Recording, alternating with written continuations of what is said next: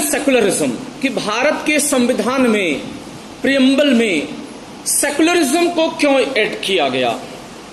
और दूसरी चीज है कि क्या भारत के संविधान में या इंडिया के कॉन्स्टिट्यूशन के प्रियम्बल में किसी ने धर्म आधारित बातों को जोड़ने का जिक्र किया था।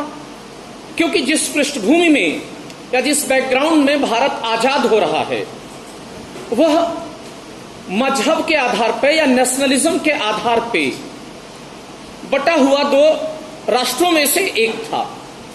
टू नेशन थ्योरी के आधार पर देश बटा था और बंटवारे में ये शर्त थी कि मुस्लिम बहुल्य क्षेत्र पाकिस्तान से मिलकर के पाकिस्तान बनेगा और हिंदू बहुल्य क्षेत्रों से मिलकर के हिंदुस्तान बनेगा। नेक्स्ट, उसके बावजूद भी पाकिस्तान के कॉन्स्टिट्यूशन के जब प्रियम्बल को देखते हैं तो उसमें अल्लाह का जिक्र है। तो क्या किसी ने भारतीय संविधान में भगवान को जोड़ने के लिए भी बात कही थी? और अगर बात कही थी तो किसने कही थी और उनकी बातों को माना क्यों नहीं गया? ये एक बड़ा सा प्रश्न है। और न मानने से हमको लाभ या हानि किस रूप में समस्याओं को देखना पड़ा। तो सबसे पहली चीज, टू नेशन थ्योरी के आधार पर जब देश बट रहा है, इस्लामिक पाकिस्तान बना और पाकिस्तान के संविधान को, जिसको हम दस्तूरे पाकिस्तान के नाम से जानते हैं, किसके नाम से जानते हैं? दस्तूरे पाकिस्तान। वहां के जो कॉन्स्टिट्यूशनल असेंबली है वो तय कर रही है, चूंकि बंटवारा ही नेशनलिज्म के आधार पर हुआ है या दंगों की पृष्ठभूमि में हुआ है, तो हमने एक अल्लाह का लैंड हासिल कर लिया है। और 1950 के बाद लगभग उसका संविधान बनके तैयार हो रहा है। भारत की तरह स्थायी संविधान नहीं है पाकिस्तान का। मैं आपको एक ये भी बता दूं कि इंडिया का संविधान जो बन गया 26 नवंबर 1949 को, वो आज तक मौजूद है। लेकिन पाकिस्तान में 3 बार संविधान बने हैं। कितनी बार बने हैं? 3 बार। और एक मिनी कॉन्स्टिट्यूशनल अमेंडमेंट या बड़े स्तर पे किया गया, जैसे हमारे यहाँ 76 में किया गया, 85 में, तो उसको ले लेते एक प्रकार से चौथा इतिहास चल रहा है। तो वो मजहब के आधार पे बना हुआ देश था, इस्लाम के आधार पे। तो उसके कॉन्स्टिट्यूशन के जब प्रियम्बल को देखते हैं तो उसमें साफ साफ लिखा है कि संपूर्ण ब्रह्मांड की संप्रभुता केवल अल्लाह में निवास करती है। ये उसके प्रियम्बल में है। नेक्स्ट, और इसको प्रस्तावना में जोड़ा गया 1985 में। हालांकि पहले भी था, जब कॉन्स्टिट्यूशनल असेंबली पहली बार बंटवारे के बाद बन रही, तो उन्होंने भी सिफारिश की गई थी। लेकिन पूरी तरीके से कब ऐड किया जा रहा है? 1985 जो नया संविधान है, इसको इंक्लूड किया जा रहा है।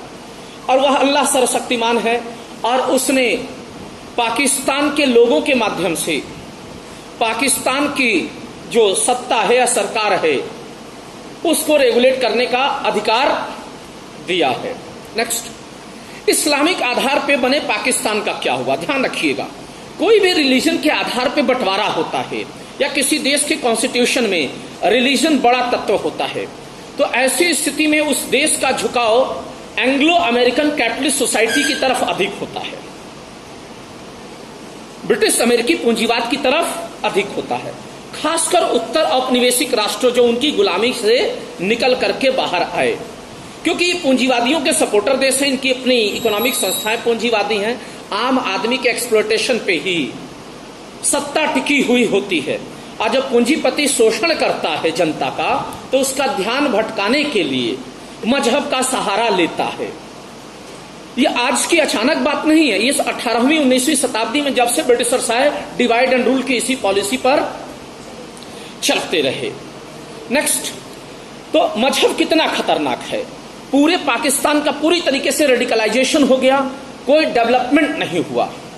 वहीं जिस भारत ने अपने संविधान में पंथ निरपेक्षता जोड़ा था, इंदिरा गांधी के नेतृत्व में, जब हम रूसी सपोर्ट थे, हमने उसी पाकिस्तान, रेडिकल इस्लामिक पाकिस्तान के 2 टुकड़े कर दिए और हमारा पूरा ध्यान विकास की तरफ केंद्रित रहा। उसी पृष्ठभूमि में पाकिस्तान बट रहा है और हम भी बट रहे हैं। क्लियर? लेकिन भारत बहुत तेजी से विकास कर रहा है 60-50 के बाद। क्यों? क्योंकि हमने मजहब को इंक्लूड नहीं किया कॉन्स्टिट्यूशन में। क्यों नहीं इंक्लूड किया? तो सबसे पहली चीज तो ये जानने की किसने कहा और मजहब को इंक्लूड करने के क्या नुकसान होते। तो जो नुकसान होते वो तो पाकिस्तान में आपको दिखाई दे ही रहा है। ब्रिटिश एंग्लो अमेरिकन इंपेरियलिज्म मजहब के सहारे ही दुनिया के कई कोनों पे शासन किया। अभी कुछ दिन पहले की घटना है कि शायद आप ही थे ना जिन्होंने सुधांशु त्रिवेदी बीजेपी के नेता का जो है हिंदू धर्म पे वीडियो डाला था। मैं किसी सरकारी की बात नहीं कर रहा हूं, मैं एक पॉलिटिकल आइडियोलॉजिस्ट पे ही सीधे सीधे चर्चा कर रहा हूं। और आप कोई व्हाट्सएप यूनिवर्सिटी से बीटेक या एमबीए की बने या पॉलिटिकल साइंस के सीधे स्टूडेंट हैं यहां पर, तो बड़े ही आसानी से वह शख्स हिंदुइज्म का बखान करते जा रहा है बंदा। मुझे बड़ा खुशी हुआ, मुझे लगा कि कम से कम बीजेपी में वास्तव में लग रहा है कि कम से कम कोई संस्कारी नेता है जो हिंदुइज्म को बढ़िया से व्याख्यान कर रहा है। लेकिन आखिरकार घूम के मामला वहीं आ गया कि हिंदुइज्म की व्याख्या करते करते वो शख्स जो है बीच में कार्ल मार्क्स को घुसेड़ दिया। किसको घुसेड़ दिया? कार्ल मार्क्स को। भाई बीजेपी तो पूंजीवादियों के एजेंट मैक्सिमम रही है, आप सभी जानते हैं। 5-7 साल से कोई इग्नोर करे या ना करे, कैजुअल समझानो तब आप उसकी फॉर्मेलिटीज को समझिएगा नेचर को लेकर के। तो कार्ल मार्क्स को क्यों उस हिंदुइज्म की फिलॉसफी में डाला जा रहा है? इसलिए कि आप कार्ल मार्क्स को क्या कर मान ले, एक बुरा मान ले और फिर उसके बाद मजहब के चंगुल में देश को ले जाकर के देश की संस्थाओं का देखिए बहुत तेजी से क्या हो रहा है, विनिवेशीकरण के नाम पर जो है चहेते पूंजीपतियों को दिया जा रहा है। यहां किसी पार्टी को दोषी करना नहीं है, पॉलिटिकल साइंस के स्टूडेंट हैं, तो अगर जब मैं इन कैजुअल बातों को ना बताऊं तो फिर समस्याएं आएंगी आपको मुद्दों को गंभीरता से समझने में। तो हु इज कार्ल मार्क्स, पहले ये समझिए। कार्ल मार्क्स का भारत से कोई लेना देना नहीं है, कार्ल मार्क्स का हिंदुइज्म से कोई लेना देना नहीं है। कार्ल मार्क्स जर्मनी में पैदा हुआ व्यक्ति है और कार्ल मार्क्स जो जर्मनी में पैदा हुआ व्यक्ति है उसका हिंदुइज्म से नफरत किस बात का है? किसी बात का नहीं है। भ्रम तो यहां समाज में व्हाट्सएप यूनिवर्सिटीज के जरिए फैलाया जा रहा है। कार्ल मार्क्स ने भारत की भलाई की ही बात कही थी। कार्ल मार्क्स किसका विरोध कर रहा है? कार्ल मार्क्स जो मल्टीनेशनल कंपनियां यूरोपियंस आकर के भारत को गुलाम बना रही हैं और उनके साथ भारतीय पूंजीपति या इन पोस्ट कॉलोनियल स्टेट्स के पूंजीपति भी मिल करके अपने ही देशों का शोषण कर रहे हैं और खजाना लंदन की तरफ भेज, ये उनका विरोध कर रहे हैं कार्ल मार्क्स। और ये आम आदमी को समझाने की कोशिश कर रहे हैं कि रिलीजन इज लाइक ओपियम, कि मजहब अफीम के समान है। उन्होंने कभी हिंदुइज्म को नहीं देखा, कभी हिंदुत्व से मुलाकात नहीं हुई, तो वो रिलीजन इज लाइक ओपियम बोल क्यों रहे हैं? क्योंकि वो एक यहूदी परिवार में पैदा हुए हैं और अंग्रेज वहां पर ईसाई यहूदी विवाद खड़ा कर रहे हैं। पूंजीपति, अंग्रेज मतलब उनके पूंजीपति यहूदी ईसाई विवाद खड़ा कर रहे हैं। फिर उसके बाद कैथोलिक प्रोटेस्टेंट विवाद खड़ा कर रहे हैं, जैसे आपके यहां जीना की टोपी में उलझाई जाती है। और आम आदमी इन मजहबी छोटी मोटी बातों में उलझा हुआ है, अपने स्पिरिचुअल काल्पनिक रिलीजियस मैनिफेस्टेशंस में फंसा हुआ है। और उसके बाद वो खजाना लूट रहे हैं, अपने भी देश का लूटे और जब इन देशों में आए तो इनका भी लूटे। तो इसलिए वो विरोध कर रहा है। वो देख रहा है कि मजहब जो ईसाई मिशनरियां हैं वो इन पूंजीपतियों की एजेंट हैं और भारत जैसे देशों में जा करके ये ईसाई मिशनरियां मजहब का प्रचार कर रही हैं। इंटरनल सिक्योरिटी में मैंने पढ़ाया आपको कि नॉर्थ ईस्ट सेक्शन में अंग्रेजों ने ईसाई मिशनरियों को भेज करके क्या किया? तो किसका विरोध कर रहा है? ईसाई मिशनरियों का विरोध कर रहा है। क्यों विरोध कर रहा है? क्योंकि मजहब के चंगुल में ये फंसा करके पूंजीवाद को लेजिटिमेसी दिला रही हैं सब संस्थाएं। उसका हिंदुत्व से तो कोई लेना देना नहीं। वह भारत के उत्पीड़न से खुद प्रताड़ित है, वो देख भारत के उत्पीड़न से खुद जो है उसको ठेस पहुंच रही है और कह रही है कि इन गरीब मजदूर राष्ट्रों को जहां गरीबी है या फिर पिछड़ापन है उनको ये लूट करके अंग्रेज पूंजीपति केवल बस अपना उल्लू सीधा कर रहे हैं। मैं एक जनरल वे में बता रहा हूं क्योंकि डायरेक्ट इंडिया के कॉन्स्टिट्यूशन के प्रेम्बल से लेना नहीं है, लेकिन इनडायरेक्टली इन्फ्लुएंस वहीं से आएगा। तो कार्ल मार्क्स साइंटिफिक टेम्पर की बात कर रहे हैं। किसकी? टेम्पर की बात कर रहे हैं। और रिलीजन इज लाइक ओपियम। समझ में आया ना कि कार्ल मार्क्स का हिंदुत्व से दूर दूर तक का कोई रिश्ता नहीं है और एक आम आदमी से ले जाएंगे तो कहेगा अच्छा ये तो मार्क्सिस्ट है, तो ये तो हिंदुइज्म का विरोध करेगा। कभी उसने द दास कैपिटल नहीं पढ़ा, कभी उसने कैपिटलिस्ट मैनिफेस्टो नहीं पढ़ा, उसने कभी भी कोई पुस्तक कार्ल मार्क्स की पढ़ी नहीं है। कार्ल मार्क्स है क्या? लेकिन ये व्हाट्सएप देख लेना, ये इस नेता की चालाकी, जो सुधांशु त्रिवेदी का मैं नाम ले रहा हूं। तो सबसे बड़ी समस्या क्या है कि हमारे यहां जो स्यूडो इंटेलेक्चुअल्स हैं वो ज्यादा खतरनाक हैं, चाहे वो राइट विंग के हों या लेफ्ट विंग के हों। मैं केवल बीजेपी की बात नहीं कर रहा हूं, ये पढ़ा लिखा आदमी है, बेवकूफ आदमी नहीं है, लेकिन कितनी बुद्धिमानी से पहले हिंदू धर्म को महानता बताया, सब लोग खुश, फिर उसमें ले आकर के कार्ल मार्क्स को क्यों? क्योंकि कार्ल मार्क्स के सिद्धांतों से आप परिचित हो जाएंगे तो इस घोर पूंजीवाद का विरोध करेंगे और आप समझ जाएंगे कि जो मजहबी विवाद उत्पन्न हो रहे हैं इसी के कारण से हो रहे हैं। अब देखिए जरा सा, जब इंडिया के कॉन्स्टिट्यूशन को हम उस वक्त देख रहे हैं तो मजहब को जोड़ने की बात की थी एमवी कामत ने। किसने बात की थी? सॉरी, एचबी कामत ने बात की थी, जो है हरि विष्णु कामत, क्या नाम था उनका? विष्णु कामत। वो भी यही चाहते थे कि भारत की प्रस्तावना में कम से कम धार्मिक, भाई पाकिस्तान में जुड़ा हुआ है, हमारे यहां भी जुड़ जाए। लेकिन पंडित नेहरू साइंटिफिक टेम्पर के आदमी थे और साइंटिफिक टेम्पर वाला व्यक्ति विकास की तरफ अधिक ध्यान देता है। किसकी तरफ ध्यान देता है? पूरी कॉन्स्टिट्यूशनल असेंबली जो भी बनी थी, वास्तव में भारत की कॉन्स्टिट्यूशनल असेंबली में जितने विद्वान लोग थे या उस दौर के पॉलिटिशियंस जितने विद्वान थे, आज उस लेवल के विद्वान निष्पक्ष और निरपेक्ष इंटेलेक्चुअल्स देखने को नहीं मिलते हैं। आप देख ही सकते हैं कि संसद में आपराधिक पृष्ठभूमि के कितने नेता मौजूद हैं।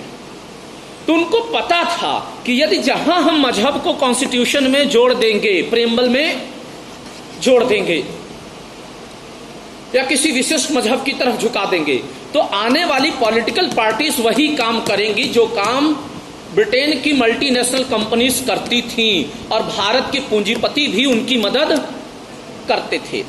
गांधी को मैंने आपको पढ़ाया, गांधी पढ़ाते वक्त गांधीवाद कि गांधी खुद कह रहे हैं, गांधी खुद जो है ब्रिटिश पूंजीपतियों और भारतीय पूंजीपतियों से नफरत कर रहे हैं।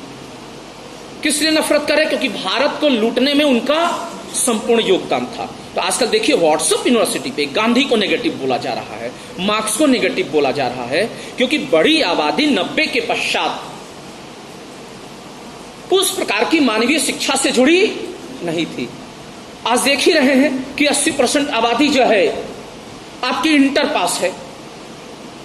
20% से ऊपर जब आप जा रहे हैं हायर एजुकेशन के लिए तो उसमें टेक्निकल और मेडिकल वाले हैं 15% के आसपास।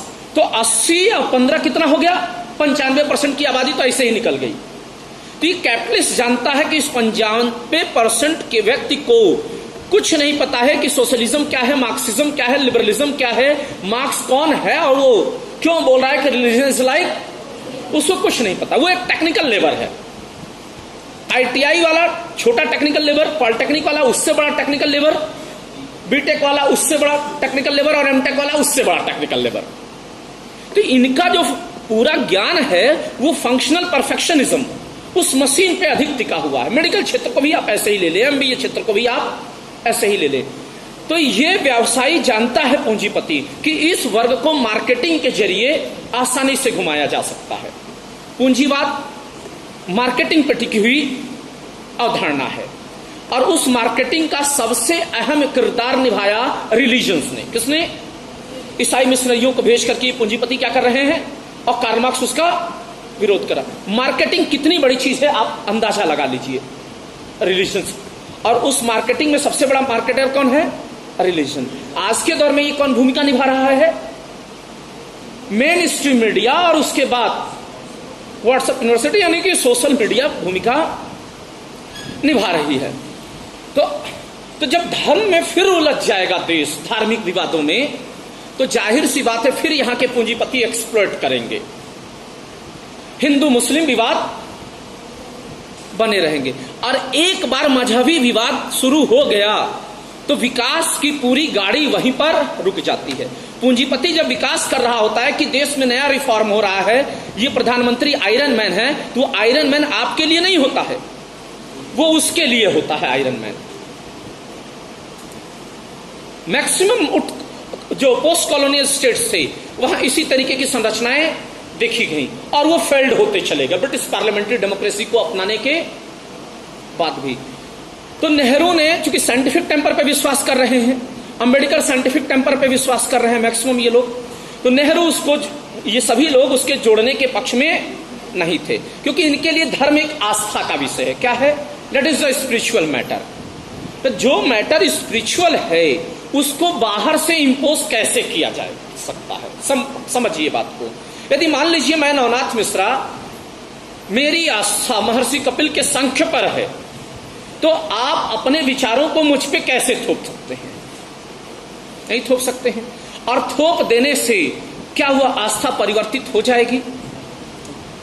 किसी की शंकराचार्य को, मेरी भी दूसरी आस्था शंकराचार्य के दर्शन पर भी कुछ हद तक बनाए रखता हूं, तो आप थोपा नहीं जा सकता। Religion is not the only the matter of symbolic manifestation. आजकल जो देख रहे हैं समाज में सिंबॉलिक हिंदू, सिंबॉलिक मुसलमान आ गए हैं, ये वास्तव में आध्यात्म के मार्ग से भटके हुए लोग हैं, जिनका पूरा संबंध है साधन का इस्तेमाल करके मारकाट मचाना। ये पूंजीपतियों के चंगुल में फंसे लोग हैं।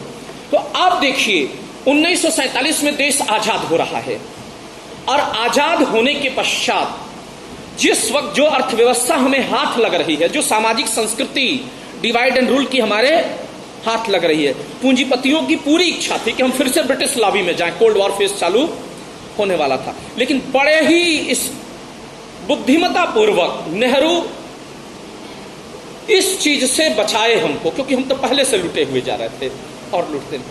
और आने के समय में पैसा कम था, संसाधन कम थे। पहली पंचवर्षीय योजना को आप उठा लें या उसके पहले, कितना तेजी से औद्योगिकरण हुआ, कितना तेजी से भारत का औद्योगिकरण, कृषि क्षेत्र पे पैसा लगाया, जेब खाली है, लेकिन उसके बाद भी विकास पर ध्यान है, क्योंकि देश का दिमाग किसकी तरफ नहीं भटकाया गया? रिलीजन की तरफ नहीं भटकाया गया था। 60-70 के दशक में आप आ जाते हैं इंदिरा गांधी का शासन। तो इंदिरा गांधी के शासन में और भी ये चीज गंभीर दिखाई देती है। कॉन्स्टिट्यूशन में मजहब नहीं है, पंथ निरपेक्षता को कॉन्स्टिट्यूशन में जोड़ा गया। क्यों इंदिरा गांधी ने कॉन्स्टिट्यूशन में पंथ निरपेक्षता जोड़ा? जो नेहरू के समय की आइडियोलॉजी थी, डायरेक्टली मैनिफेस्ट नहीं कर रही थी और प्रिम्बल में नहीं जोड़ा था, उसको फिर से जोड़ा गया था ना, समाजवाद और पंथ निरपेक्षता। तो क्यों जोड़वा रही है पंथ निरपेक्षता? उसी समय सिख पाकिस्तान और उसी समय जो सिख हैं Pakistan Anglo American imperialist society के इशारे पर खालिस्तान का गठन कर रहे हैं, और कनाडा से वो सिख मांग कर रहे हैं, किसकी? खालिस्तान की। अलग सिख स्टेट की मांग कर रहे हैं। नीचे अलग देश में सी अन्नादुरई के समर्थक जो है अलग राष्ट्र की मांग कर रहे हैं। अलग अलग मजहबी गुट और मजहब के भीतर के अलग कल्चरल गुट अपने लिए अलग अलगावाद की मांग कर रहे हैं। इंदिरा गांधी ने पंथ निरपेक्षता जुड़वाया, स्पष्ट कर दिया कि देश पंथ निरपेक्ष है और देश की अखंडता के साथ कोई खिलवाड़ नहीं कर सकता है। और अमृतसर मंदिर उसका सीधा सा उदाहरण है। अभी आप तो स्टूडेंट हैं, तो आप तो लग रहा है कि ये हिस्ट्री बता रहे हैं पॉलिटिकल या सेकुलरिज्म की स्थिति, लेकिन अभी कोई व्हाट्सएप यूनिवर्सिटी का होगा और मेरा ये लेक्चर अगर कहीं चला गया तो नीचे से लिखेगा, अच्छा ये तो कांग्रेसी है, वामी है। बातें समझ में नहीं? ये बहुत बड़े लफड़े हैं। देश के डेवलपमेंट, प्राइमरी स्कूल खुले, सरकारी जिला हॉस्पिटल खुले कि नहीं खुले, औद्योगिक संस्थान खुले, ट्राइसन जैसी योजनाएं आई, सब कुछ फ्री में मिल रहा है देश को। केवल इसलिए मिल रहा है क्योंकि उन्होंने सबसे पहला काम पूंजीवाद से मुक्ति दिलाई कि 1969 में 14 बैंकों का राष्ट्रीयकरण किया। अब मजहबी पार्टियों को ज्यादा लिफ्ट नहीं देती थी उस समय की जनता। हमारे पूर्वज भले 5वीं पास थे लेकिन बुद्धिमान थे, इतना मान के चलिए। आज ये वाइफ चाइल्ड प्लॉटी डॉगी वाली जो सोसाइटी है, इसकी तुलना में उनका साइंटिफिक टेम्पर ज्यादा था। आप इसको एक्सेप्ट करिए या ना करिए कि राज्य का काम भौतिक सुविधाएं मुहैया कराना है। भगवान थोड़े राज्य उपलब्ध करा सकता है। कितना तेजी से देश का विकास हुआ। आज मैक्सिमम हर गांव में प्राइमरी स्कूल आप देख सकते हैं, हर जिले में सरकारी हॉस्पिटल। अगर ये काम नहीं की होती इंदिरा गांधी सोशलिज्म या पंथनिरपेक्षता को फ्रंट पे लाने के लिए प्रेमबल में ला करके, तो शायद आप गरीबी रेखा से नीचे ऊपर नहीं उठे होते। और हमारी जनता पहले से गरीब थी और शिक्षा महंगी होती, क्योंकि पूंजीपतियों के स्कूल में महंगी पढ़ाई होती, आम आदमी पढ़ नहीं पाता। तो फिर आपको पूंजीपतियों का एजेंट लीडर बोलता कि पकौड़ा बेचो, पंचर बनाओ। पाकिस्तान में यही तो हुआ। वो पूंजीवाद के गोद में चला गया, मजहब जुड़ गया उसके कॉन्स्टिट्यूशन में, तो संसाधनों पर देश के कुछ पूंजीपतियों और सैन्य जनरलों का कब्जा रहा।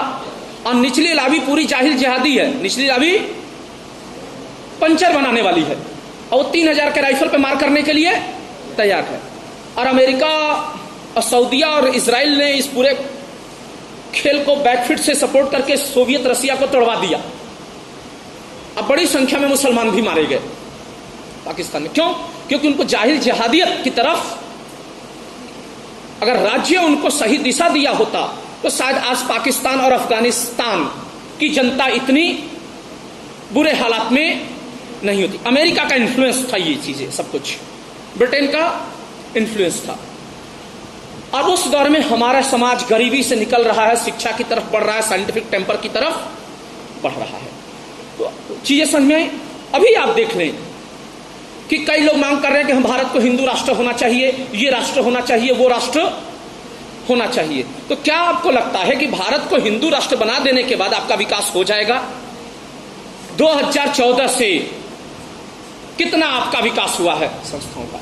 एक तरफ इंदिरा गांधी 55 से 56 के आसपास टाटा से छीन रही हैं, टाटा एयरलाइंस की, आम आदमी भी इस पर चढ़ेगा। 14 बैंकों का राष्ट्रीयकरण कर रही हैं और आते ही ये 4 साल में घाटे में दिखा दी गई और एक एक संस्थाओं को बेचा जा रहा देश हित के नाम पर।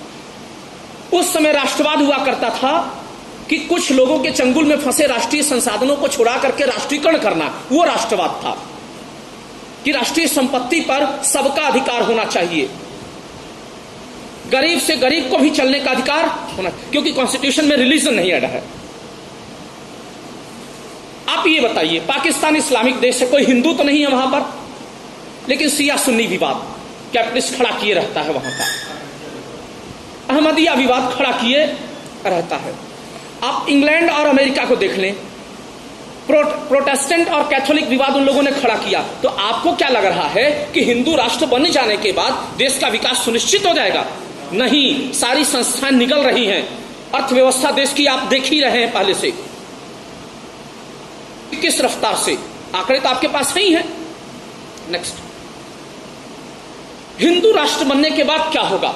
तब विवाद खड़ा होगा, ब्राह्मण ठाकुर विवाद, ब्राह्मण दलित विवाद।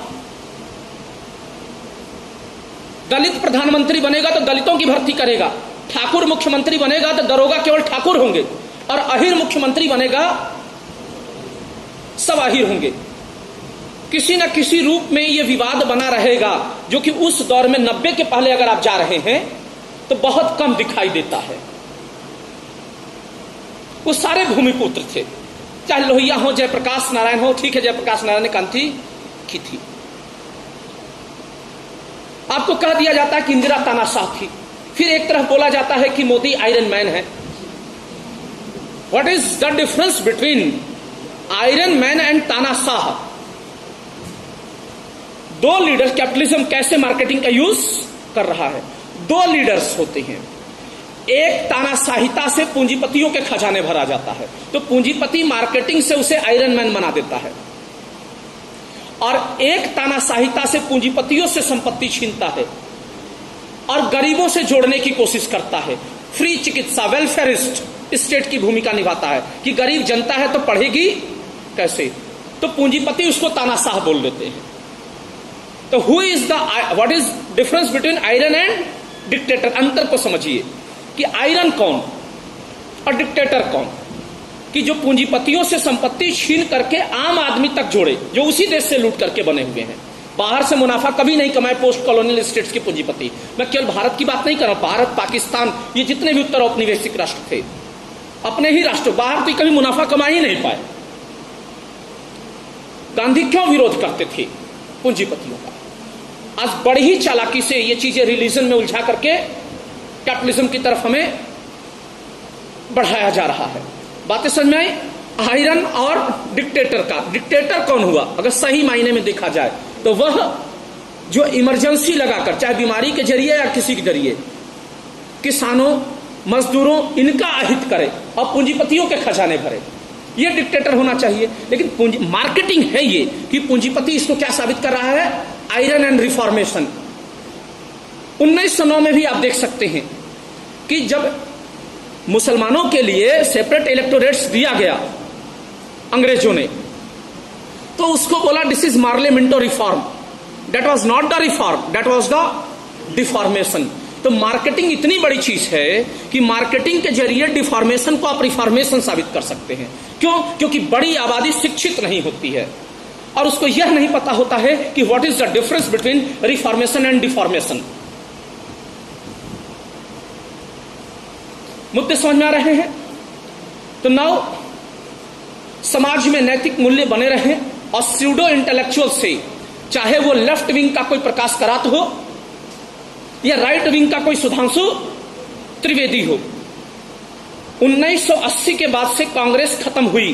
कांग्रेस का मतलब है हमारी बहुमत वाली सरकारें खत्म, या मैं पार्टी का समर्थन नहीं कर रहा हूं, खत्म हुई। और उसके बाद से देश में रीजनल पार्टीज का उदय और उसके बाद से विवाद, दंगे, ये सारी चीजें आ रही हैं। 90 के बाद से ये देख सकते हैं। आगे आप पढ़ेंगे कि भारतीय राजनीति में जाति की भूमिका, तो प्रोफेसर रजनी कोठारी को हम ठीक से देखेंगे, इसी पॉलिटी वाले सेक्शन में हम लोग पढ़ा जाएगा। तो खैर ये एंगल कहां से कहां बढ़ जाएगा आप उसका अंदाजा नहीं लगा सकते हैं। तो राज्य का काम है एम्प्लॉयमेंट उपलब्ध कराना। क्या उपलब्ध कराना? एम्प्लॉयमेंट। सही तो साइंटिफिक टेम्पर है। किसी गरीब को रोटी उपलब्ध कराना, देखना कि किसी के पैर में छाले ना पड़ने पाए, देखना कि आय की असमानता ना आने पाए, और देखना कि सबके घर चूल्हे जड़ते रहें, कोई समूह किसी समूह का शोषण ना करने पाए, कोई व्यक्ति किसी व्यक्ति का शोषण ना करने पाए। ये स्टेट का काम है। Religion is the matter of faith, spiritualism. Clear है?